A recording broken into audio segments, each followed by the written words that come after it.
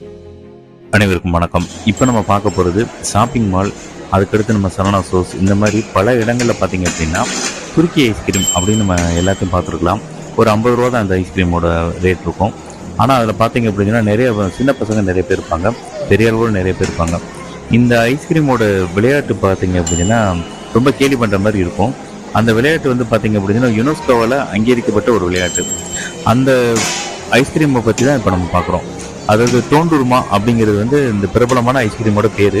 இதனோட தனித்துவம் என்ன அப்படின்னா உருகாது, அது என்ன சீக்கிரத்தில் உருகாது, ரொம்ப நெகிழும், ரொம்ப நீண்டு கொடுக்கக்கூடியது. இதை நம்ம வெட்டி கூட நம்ம எடுத்துக்கலாம், கத்தி வச்சு வெட்டிக்கலாம், அந்த மாதிரி கூட. இது பார்த்தீங்க அப்படின்னா துருக்கியில் ஐஸ்கிரீமில் முத பிறந்த இடம் வந்து துருக்கியில் கக்ரன்மாஸ் அப்படிங்கிற ஒரு இடத்துல பிறந்திருக்கு. ஓட்டோமன் பேரரசில் அரண்மனையில் ஒரு ரகசிய இனிப்பு உணவாக இது இருந்திருக்கு. அதுக்கப்புறமா வந்து கொஞ்சம் கொஞ்சமாக பொதுமக்கள்கிட்ட வந்து இது பரவி இருக்கு.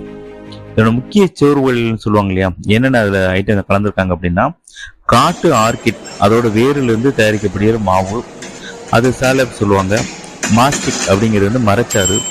இதுதான் வந்து ஐஸ்கிரீமோட ரொம்ப ஃப்ளெக்சிபிலிட்டி கொடுக்குற காரணம் அதுதான். பால் இருக்கும், அப்புறம் க்ரீம், சர்க்கரை, இது எல்லாமே சேர்த்து ஒரு கலவை தான் ஐஸ்கிரீம். இதில் பார்த்தீங்கன்னா வெண்ணிலா, ரோஸ் மில்க்கு, அந்த மாதிரி பல கலரில் ஒரு 4-5 வெரைட்டியில் அதில் வச்சுருப்பாங்க. பிஸ்ஸா வந்து நல்லாயிருக்கும், நான் சாப்பிட்டு பார்த்துருக்கேன். சாதாரண ஐஸ்கிரீமில் போல் ரொம்ப வந்து சீக்கிரம் அது உருகாது. விற்பனையாளர்கள் என்ன பண்ணுவாங்க அப்படின்னா பெரிய கரண்டி வச்சுருப்பாங்க. வாடிக்கையாளர் வந்து கிண்டல் பண்ணி அது ஒரு விளையாட்டை வந்து வழங்குவாங்க. இது வந்து யுனெஸ்கோவில் கலாச்சாரம் அப்படிங்கிறது, கலாச்சார நாடகமயமான ஒரு கலாச்சாரம் அப்படின்னு அங்கீகரிச்சிருக்காங்க. இது வந்து பார்த்தீங்க அப்படின்னா சின்ன பசங்களுக்கு ரொம்ப விளையாட்டான பொருள். இது வந்து நம்ம பார்க்கும்போதே வந்து நம்மளும் ஒரு சின்ன பசங்களாக மாறிடலாம். அது மாதிரி ஒரு சின்ன பையன் விளையாண்ட ஒரு விளையாட்டை தான் நான் அதில் பதிவிட்டிருக்கேன்.